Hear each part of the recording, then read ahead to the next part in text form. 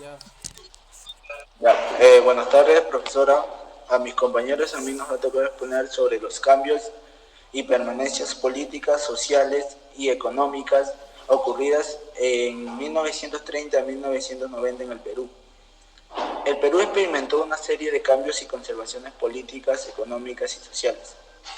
Han dejado una marca significativa en la forma peruana en la actualidad.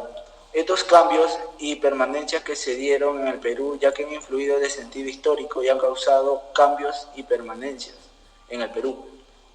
Ya que el ámbito político, el Perú vivió una cadena de cambios significativos en el gobierno, régimen políticos, durante el periodo desde el golpe de Estado en 1930 que sacaron al presidente Augusto de Leguía. En ese momento el país sintió diferentes formas de gobierno, incluyendo dictaduras militares democráticas frágiles. En este marco surge la siguiente polémica, explica los cambios y las permanencias políticas, económicas y sociales ocurridas en 1930 y 1990, influencia conformada en Perú en el día de hoy. Durante la primera mitad del siglo XX, el país dependía de la exportación de materias primas como el guano, el salitre, a partir de la década de 1950. Se produjo una ampliación económica a través de las importaciones en la década de 1990. El Perú formó políticas neoliberales que promovieron a la economía y la desnacionalización de empresas estatales. Esos impactos han tenido una estructura en la economía en el Perú y división de riquezas.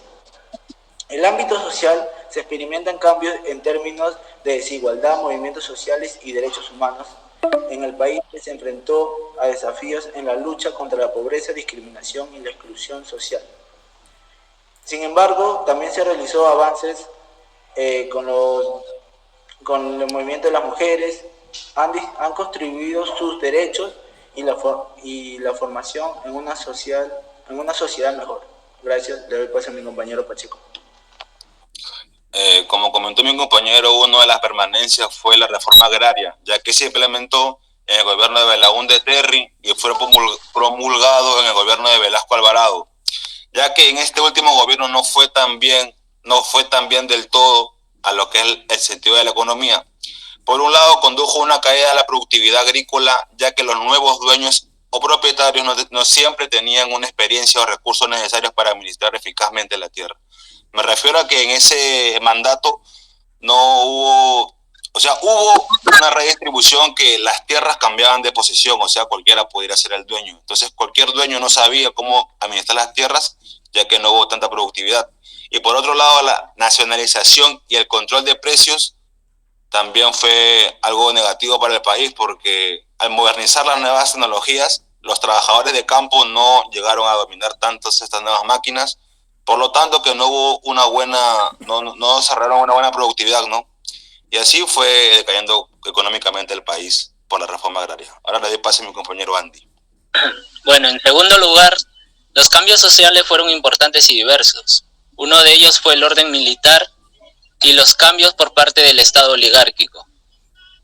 Durante estos cambios políticos encontramos uno de los factores más sobresalientes que sucedieron durante la oligarquía, que fue que dentro de uno de ellos destacaba la alianza con los militares que se acordó con Sánchez Cerro, quien podía garantizar la permanencia de la estabilidad social conservadora y un buen modelo económico. Así también encontramos uno de los cambios más políticos y sociales que fue en el gobierno de Odría.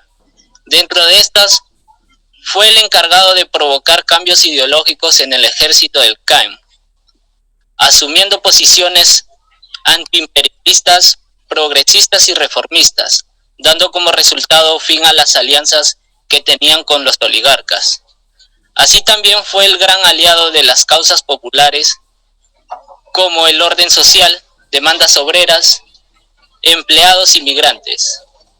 Asimismo, fue el encargado y el protagonista de realizar grandes obras públicas, como la educación, el trabajo y obras para la salud.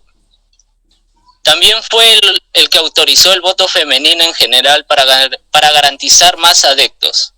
A continuación le paso con mi amigo Johan.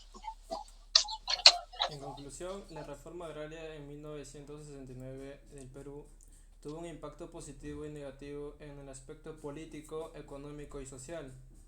En los agricultores les permitieron la redistribución de tierras, lo que le benefició a los campesinos y comunidades rurales, quienes tenían acceso limitado a dichas tierras.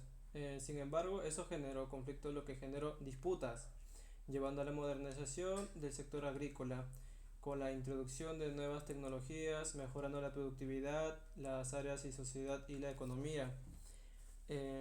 Y el incumplimiento de lo dispuesto en los dos primeros incisos de la misma ley, la disminución de la producción agrícola, la información y la crisis alimentaria afectaron a toda la población, mientras la expropiación de tierras y los conflictos entre terratenientes y campesinos tuvieron una inestabilidad política y social que llevó al país al borde de la quiebra, de una enorme deuda externa, la cual la pérdida fue de conciencia social y surgimiento de los movimientos terroristas subversivos. Y eso sería todo. Gracias.